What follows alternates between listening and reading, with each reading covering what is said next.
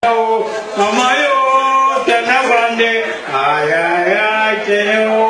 song of a happy people, celebrating their heritage as a missing piece to their puzzle, has been revealed. After 250 long years of disconnect, members of the Temne tribe in Africa traced their roots to the tiny historical sister island of Cariacou to reunite with the generations of their ancestors.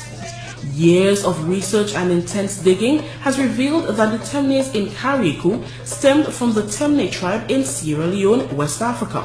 And according to officials of Sierra Leone, this is no ordinary reconnection. Though West Africa has links in several Caribbean islands and the US, there has never been a reunion of the Temne tribe.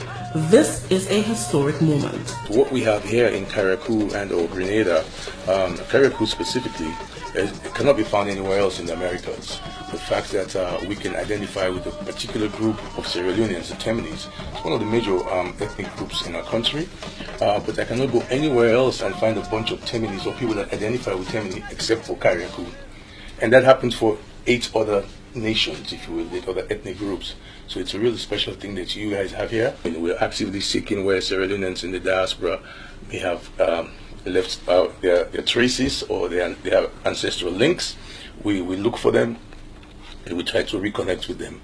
The Ministry of Tourism in Sierra Leone, Grenadian historians and the Ministry of Culture in Grenada wasted no time in making the necessary arrangements for the reunion, as this was a huge discovery.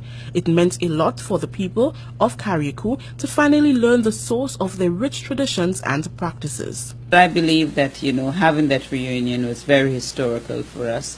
What it means now is that Cariacou will build that relationship with Sierra Leone. So they came here, and the plan is that a group from Cariacou will go on to Sierra Leone so that they can have that experience when they get there. Before we go into the actual reunion in Cariacou, which involves the journey of a delegation from the Temne tribe in Sierra Leone and government officials, let's take a look into some evidence historians found that links our tiny sister isle of Cariacou to the West African tribe. The story began at Bunce Island, a British slave castle in Sierra Leone operated by the London-based firm of Brant Oswald and Company. We know of 2 plantations specifically, Grand Bay, which was owned by the Mills family. One of the Mills was actually a co-owner of Bunce Island. And then Mount Pleasant, which is owned by Tarleton family for quite a number of years. He was a slave trader as well. The family which slave traded, and they brought enslaved people directly from that area, not Bunce Island. There was another group he was doing from Isle de Los, which is not too far, about 75 miles away. So there's this concentration of people that have a similar culture, similar language, they could understand each other. So there's this concentration in this area in Cariacou of Temne people. The people who owned Bunce Island, Richard Oswald was the principal owner of a company called Oswald Sargent and Company, or Sargent Oswald and Company. They brought slaves directly from Sierra Leone, Bunce Island, to the United States for a long period of time. So when the French were bought out, or were taken out, when the British drove the French away from Cariacou, they bought plantations that the French already owned. The British guys that bought these plantations were direct partners with Richard Oswald, the Englishman who ran Bunce Island in Sierra Leone. And the Temnes were highly sought because they were great. I mean, they had great skills in terms of rice growing, and also they were able to coordinate other plantation slaves, if you will. So now, this small group of people in Cariacou still identify with the Temne tribe of Sierra Leone. They still call themselves the Temnes, and they celebrate their heritage with a Temne song, dance, and drum routine handed down for centuries. In September, the delegation of Sierra Leone's tourism minister, Paramount Chief, Grenada's culture minister, and other officials from both countries traveled to Cariacou for the reunion.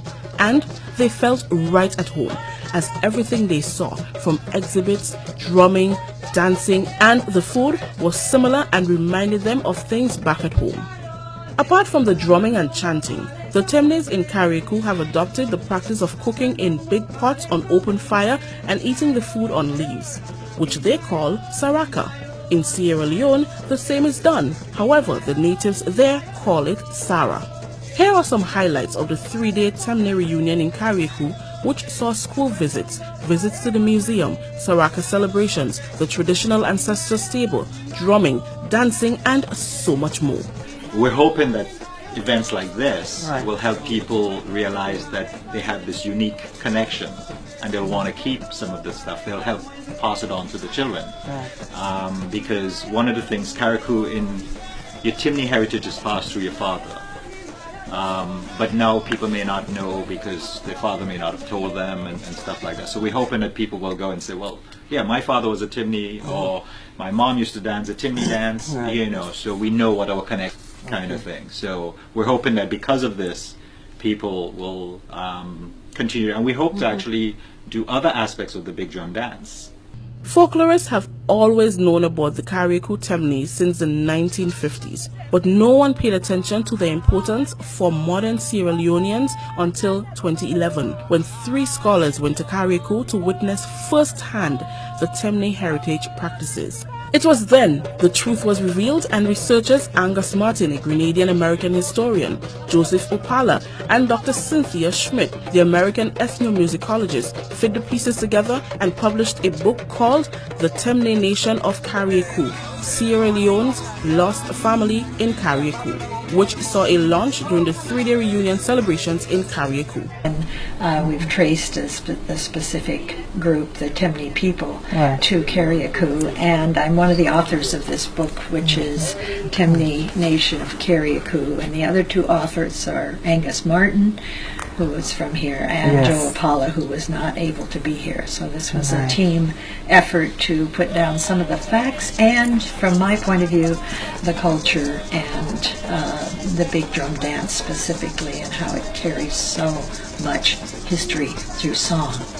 Masali urged other African tribes to make similar reconnections to keep the African traditions alive. The Ghanaians are also in cariacou. We have the Nigerians, people from the Central African Republic. So as we do this, we're hoping that more people would see what we're doing, and we're also actively encouraging them to do the same thing, or even better than what we're doing, so we can reconnect the continent of Africa back to the Caribbean. Or vice versa. Minister for Culture, Senator Brenda Hood, is pleased that traditions and cultures, though sometimes unknown, once handed down, are kept and practiced. After all, this is the essence of a people. It's a cultural tourism experience that they're looking for. And it will not be like a one-way, but Grenadians, Cariconians can go to Sierra Leone and have that experience. For State of Affairs, I am Rikisha Sambuli. This is the Grenadian reality.